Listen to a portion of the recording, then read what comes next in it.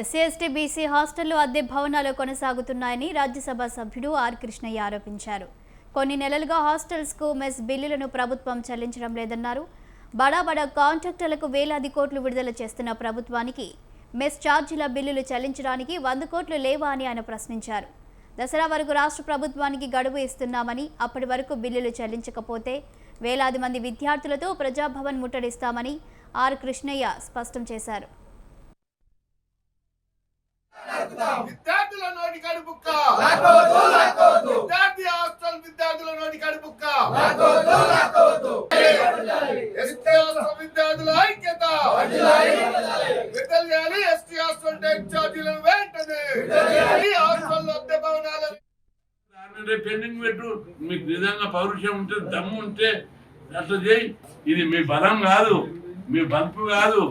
మీకు అక్కడ ఉన్న వ్యతిరేకతతోటి వీళ్ళకి గెలుపు, నిరుద్యోగుల గెలుపు, బీసీల గెలుపు. ఎస్సీకైనా ప్రభుత్వంలో మీరు కళ్ళు తెరిచి మీరు బకాయిలు చెల్లించకపోతే మాత్రం తీవ్రంగా ఉంటుందని చెప్పి హెచ్చరిస్తున్నారు. ఈ పిల్లల తిండి పైసలు కూడా దొంగల్లాగా ఎత్తుకపోతున్నారు. ఎక్కడ పోతున్నాయి పైసలు? నెల ఇచ్చే పైసలు, నెల జీతాలు ఇస్తున్నారు ఉద్యోగులకు.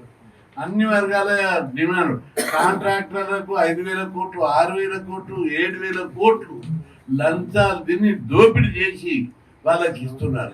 అదే హాస్టల్ పిల్లలకు 100 కోట్లు ఇస్తే వాళ్ళని పాపం హాస్టల్ వెల్ఫేర్ ఆఫీసర్లు 18 నెలల నుంచి ఎట్లా మెయింటైన్ చేస్తారు. ఈరోజు హాస్టల్ వాళ్ళన్న గ్రూపు నా దగ్గరకు వచ్చి డెలిగేషన్ వచ్చి, అన్నగారు మీరు హాస్టల్ నడపమంటున్నారు, మీరు చెప్పినందుకు మేము నడుపుతున్నాం, ఎప్పుడో మూసేద్దాం అనుకున్నాం, మూసేస్తే బాగుంటుందని మీరు చెప్పారు.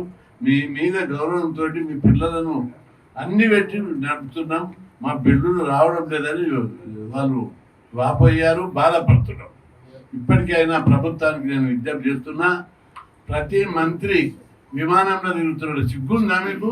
రాష్ట్రం దివాలా తీస్తే మీరు విమానాలలో 10 కార్లు వేసుకొని తిరుగుతారు. ప్రజలందరూ నేపాల్ ఏమైంది, శ్రీలంకలో ఏమైంది, పాకిస్తాన్ ఏమైంది, ప్రజలు తిరగబడి ఎంబడి రాళ్లతో కొడుతున్నారు. ఇక్కడ కూడా ఆ రోజు వస్తుందని చెప్పి హెచ్చరిస్తున్నారు. ఆ స్థితి రావు.